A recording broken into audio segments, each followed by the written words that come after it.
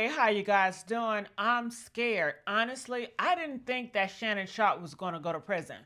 But they are saying that it's a possibility that he's going to prison. I thought he was just going to pay a fine and possibly get fired from his job, and that's it. They are saying that Mase, he's a podcaster. Mase is out here saying that Shannon Sharpe could be facing jail time. Are you serious? If he's facing jail time, he has to be doing more things than that what we know. So I want you guys to watch this video. Let's figure out what's going on with Shannon Sharpe and why is Mase stating what he's stating. This is important, you guys. What is really going on?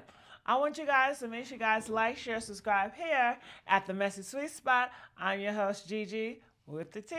So let's check and see what they got to say. You guys ready? It could turn criminal really fast. They're just using a civil suit to knock down a lot of your money. I'm seeing this happen with a lot of rappers, a lot of athletes, and people are not paying attention to that. Tony Busby targets black men, and I believe he's going to release a 30-second clip of his tape that tries to make me look guilty and play into every stereotype you could possibly imagine. So it looks like this Shannon Sharpe situation is much more serious than we thought at first because Mase recently joined the chat, and he seems to believe that Shannon is going straight to jail. According to Mase, this civil lawsuit is just an opening for them to drain Shannon's money so he can't afford the best lawyers when the real trouble starts, the criminal case. And it looks like Mase might be onto something here because more and more alleged victims are coming forward with new allegations against Shannon, and each one seems to be worse than the last. And guess what? This might make Shannon lose everything he has worked so hard for. No more deals with ESPN, no more podcasts, no more TV shows, and no more young men calling him UNC. So is Shannon really being set up? And where did all these new alleged victims come from? Let's talk about it. You want to me now, so I don't want to be, don't manipulate me. I don't know. Shit. If you see that one more time, I'm going to choke the shit when you get see it. Everyone has been dropping their 2 cents about this Shannon Sharpe situation, and while some people are on his side, others are against him. But if you ask Mase, the bigger problem here is not even this lawsuit. According to Mase, it's the bigger criminal one that could be brewing as we speak. When Mase was asked to drop his opinions about Shannon's case during a recent It Is What It Is podcast episode with Cameron, he didn't hold back. The first thing Mase asked was how come nobody advised Shannon that offering to pay his accuser $10 million was not a good look for him. Like, no matter how you spin it, offering to pay when you've been accused of SAing someone makes you look guilty like crazy. You know, this is what I'm getting at. And for him to offer 10 million says that there might be some truth to this, because I'm not offering nobody no 10 million if I know I didn't do anything. And I think the only reason the 10 million didn't work, Killer, I want to know how you feel about this. I think the 10 million didn't work because the pimp need his cut. You know, just allegedly. I'm not saying there is a pimp, right? But let me give you. It's just an idea. This is just an idea, right? So if there's a pimp, right? Why y'all keep laughing at? But that's not all Mase said. He added a little spin to this story that sounded very funny at first, but it becomes a little scary when you really think about it. So according to Mase, the fact that Shannon's accuser decided to go to court even after he offered her that huge amount of money is suspicious. Him right there. For real? Yeah, that worth a lot of money. You know how guys be, and they pushed her on her. And then she said 10.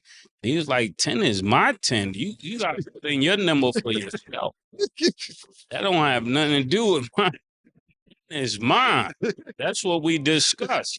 I'm just telling you. For context, the accuser is identified as Jane Doe in the court documents, but internet detectives got to work and identified her as Gabriela Zuniga, a 21-year-old OF model also known as Gabby. Now, the allegations are pretty serious. Gabby claimed that she and Shannon met at a Los Angeles gym when she was only 19 and Shannon was about 54. Shannon pursued her and eventually they got into a relationship. However, Gabby said the relationship wasn't some lovey-dovey type thing. Shannon allegedly controlled and manipulated her. He expected her to be at his service 24/7 and would keep tabs on her when she wasn't with him. But it gets worse. According to court documents, things got really bad when Shannon got caught up in that huge scandal last year after he accidentally went live on Instagram while sleeping with another woman. Gabby allegedly felt super embarrassed and decided to break things off with Shannon, but he wouldn't let her go. Eventually, he convinced her to invite him over to talk the whole thing over. But when he got there, he allegedly became violent with her and SA'd her even as she was crying and begging him to stop. But that wasn't the last of it. In January 2025, he visited her house again, saying he wanted to give her some presents. But when he got there, he proceeded to SA her again and didn't even use a condom, even though she had asked him to multiple times. Also, he allegedly used her a-hole without her consent. After the incident, she allegedly sent him this text saying, "But I cried when you left because I begged you to put a condom on and not put it in my a-hole, and you didn't listen. I don't care what our history is. No means no." Shortly after the lawsuit was filed, Shannon's lawyer leaked some texts Gabby had sent him that were just super freaked out. "I want you to put a dog collar around my neck and choke me with it while you're effing me." This was sent on October 7th, 2023. Then there's another text from January 1st, 2025, which must have been a few days before the second alleged incident happened. The text said, "I know you miss this big juicy behind. $25,000 for each cheek. $25,000 for a cheek?" You just know Shannon was letting that woman call him all sorts of slurs while they were getting freaky. I mean, check out these other texts. "Only if you put that baby gravy in me, then I can do whatever I want to me. I want to put my tongue in your a hole and then marry you. That's my daddy. I want you to put a big black baby in me. You better crave it because you're going to be stuck with it for life after you put a big black baby in me." I'm not sure what the plan was for Shannon's lawyer to release those texts because all it did was make Shannon look even worse. But believe it or not, things took an even wilder turn. Gabby's lawyer, Tony Busby, released some pretty incriminating audio recordings of Shannon threatening Gabby. In the first one, he says he's going to choke her out and she doesn't have a... That was bad enough, but then the second audio dropped, and this one just basically confirmed that Shannon seemed to be very interested in putting his hands on Gabby. But what's interesting is that rumors are starting to go around that these clips were edited to make Shannon look bad, and that this case goes beyond whatever weird little relationship he had with Gabby. So that's why Mase thought it was weird that Gabby didn't accept the $10 million offer. I mean, let's be real. $10 million isn't a ridiculous amount of money to ask for, given the circumstances. These allegations are usually very difficult to prove, and in a civil case, it's easy to make the young OF model look like a money-hungry monster who wants to destroy a good and successful man for some change. So, Mase suggested that her walking away from the settlement was probably because there were other people influencing the case in the background who also needed to get their own cut of the settlement. He even said that all of this was happening because Shannon was set to receive a new $100 million deal for his podcasts. Although Mase said it jokingly, folks in the comments started wondering if Shannon was being set up. We pray all of this is like a fallacy or some kind of hoax or something like this, because he was about to get a bunch of money. And you know, when you're about to get a bunch of money, people that hate on you just wait until you're about to get that money and rain on your parade. But we can't say that.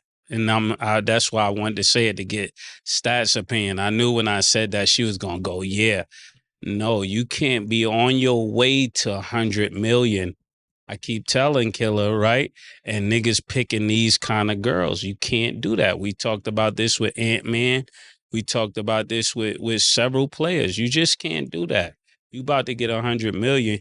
You can't throw it away for a IG model. Is she an IG model? OnlyFans. OnlyFans. How does that work? She got her separate account and she do her thing on there and people pay. But that wasn't all. Mase added that Shannon has sadly fallen into a very well-known trap that men fall into when they start getting these accusations. According to Mase, this first lawsuit is just to get Shannon riled up and spend a lot of money before the real case starts. He hinted that Shannon might experience the same thing Diddy is currently experiencing. It starts with a civil lawsuit, then more civil lawsuits, and the next thing you know, you're being slammed with a federal case. We also got to start paying attention, fellas, when they're telling you it's a civil suit. Don't feel like that's just a civil suit. If it's civil suit, but it's something criminal, it could turn criminal really fast. They're just using a civil suit to knock down a lot of your money. I'm seeing this happen with a lot of rappers, a lot of athletes, and people are not paying attention to that.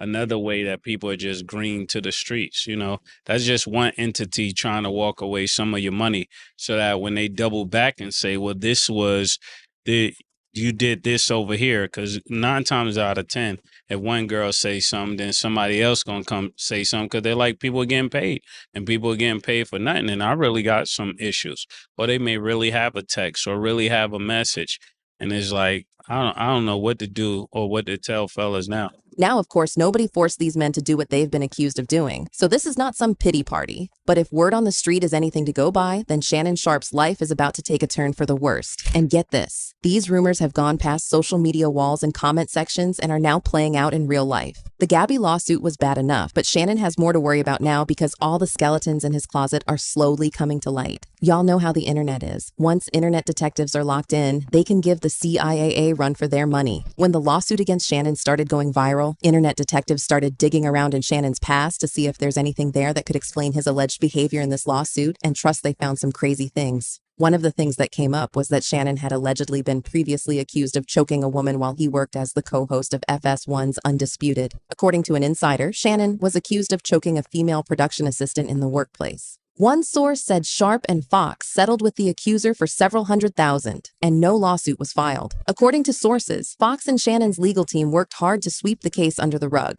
but not before it leaked to the internet. However, interestingly, if you look it up, you almost can't find anything about it. But you know you can't keep anything buried forever on the internet. And when Shannon's lawyers saw that this story of him allegedly choking a former colleague was gaining traction, they hopped on their damage control timing and released a statement. They said, there was no incident of choking involving Shannon on the FGS1 set. On one occasion, he and a few colleagues were involved in some light physical interaction in a playful context. Fox Sports later chose to resolve the matter privately. But, it didn't really add up because what does light physical interaction in a playful context even mean? And why would that be the excuse for choking someone out? Oh, but it turns out that this isn't the only weird case Shannon has. Another case recently resurfaced, and this time, it was from his ex, Michelle Evans. Michelle first sued Shannon for defamation in 2023 after getting a restraining order against him. In the lawsuit, Michelle claimed that she and Shannon dated for nearly a decade, but the relationship ended in September 2010 when they got into an argument over her calling him out for cheating on her. Michelle claimed that during the argument, Shannon became violent and forced her to perform oral on him. Afterward, he forced her to the bed, where he allegedly SA'd her while saying he would make it so no other man would want her. Interestingly, this was the exact same line Gabby claimed he used on her in her lawsuit. Gabby claimed that in October 2024, when he came to her apartment after she had tried to break up with him, Shannon forced her to perform oral on him, saying, "You've disrespected me so much. I'm going to punish this a-hole. I'm going to make it so no man will want you again."